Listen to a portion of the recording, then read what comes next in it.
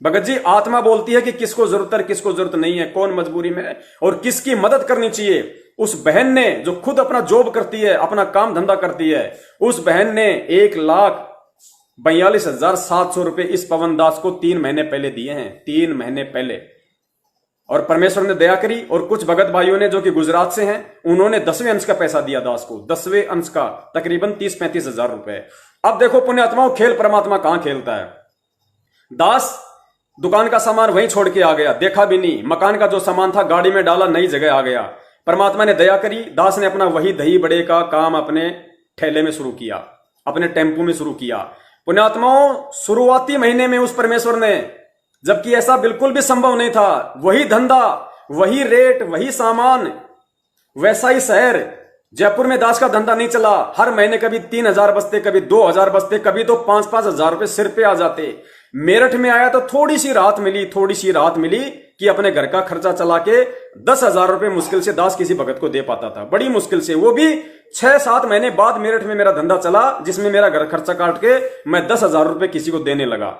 लेकिन वहां से परमात्मा ने उठाया और उन पुण्यात्माओं का वो नेक कमाई का पैसा जो उन्होंने इस दास को भेजा, और दास को वास्तव में मजबूरी थी, वो 10वें अंश का पैसा उस भाई ने भेजा सेवा समझ के, और वास्तव में वो 10वें अंश का एक एक पैसा सही काम में लगा। परमेश्वर ने दया करी, शुरुआत के महीने में ही परमात्मा ने प्रॉफिट देना शुरू किया।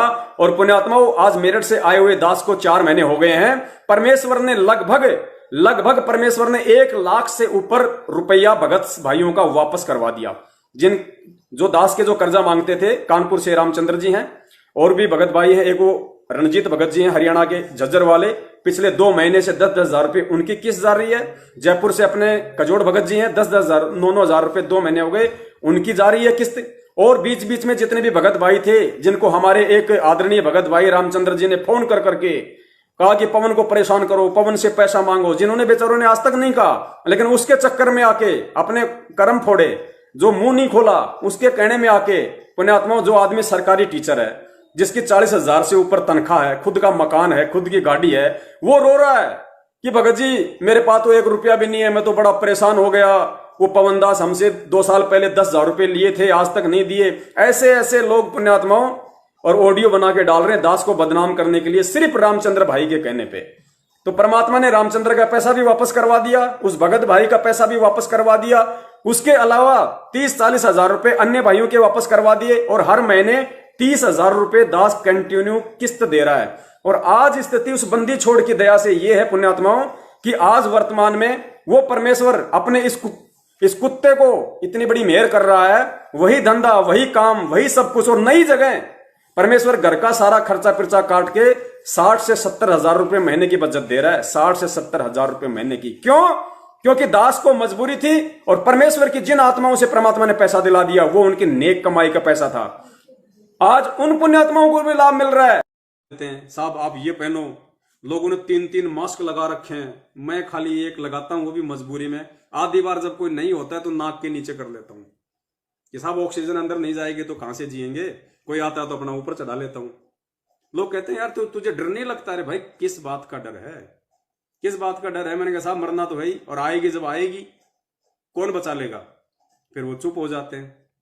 तो 3 दिन से परमपिता परमेश्वर ने दास की सिक्योरिटी गार्ड में उस हॉस्पिटल में ड्यूटी लगाई है। टोपी दास ने इसलिए नहीं लगाई, और ये जो दास ने ये पर्चा लगा रखा है, तो सिक्योरिटी कंपनी का नाम है, उसको छुपा रखा है, और टोपी पे भी सिक्योरिटी कंपनी का नाम था, तो वो भी दास ने छुपा लिया।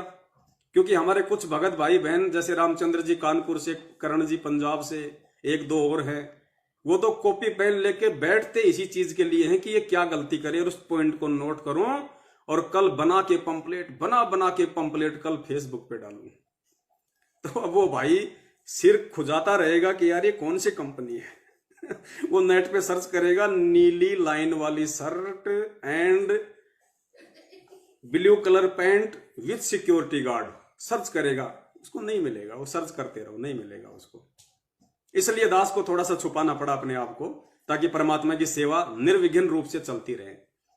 वरना दास सार्वजनिक भी आपको कर सकता था, लेकिन दास को मालूम है उन लोगों के स्वभाव का। अगर दास ने बता दिया कि कौन सी हॉस्पिटल में है, कहां पे है, कौन सी कंपनी है, तो कल को ये लोग लेके लट खड़े हो जाएंगे। मैनेजमेंट वाले भी और हमारे ये दूसरे भाई भी। तो दास ना तो सेवा कर पाएगा, ना दास ये रोजी रोटी का काम कर पाएगा। इसलिए दास ने थोड़ा सा ये छुपा के रखा हुआ है। तो कहने का मतलब है परमात्मा ने दास की स्थिति को देखते हुए, क्योंकि सतगुरु सदा अपने भगत के साथ में रहता है।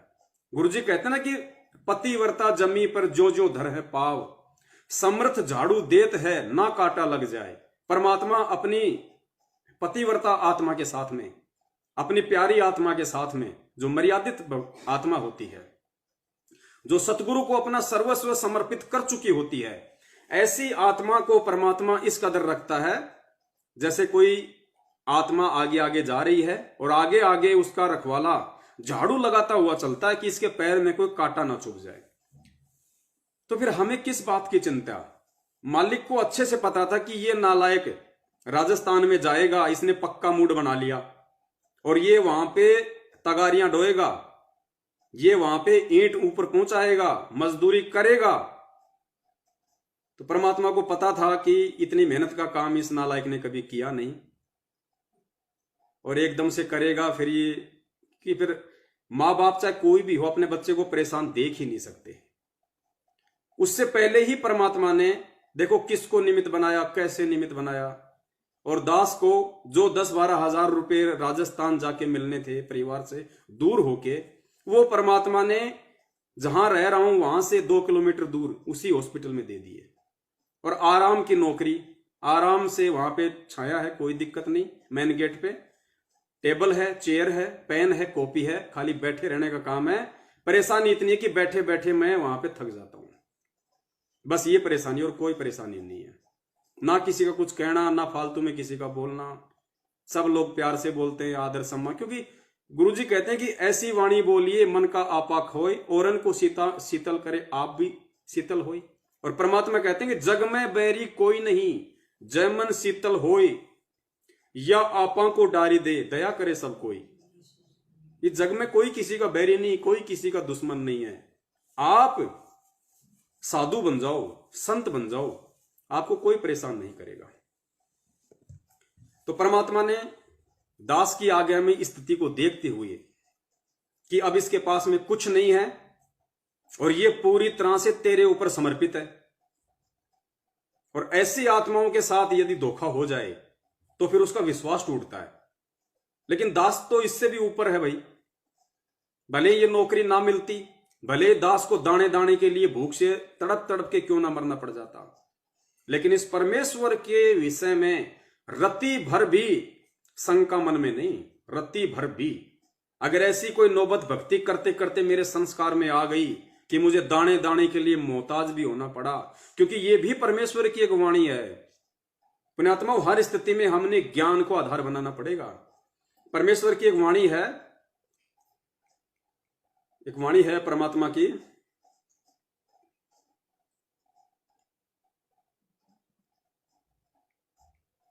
एक वाणी है परमेश्वर की।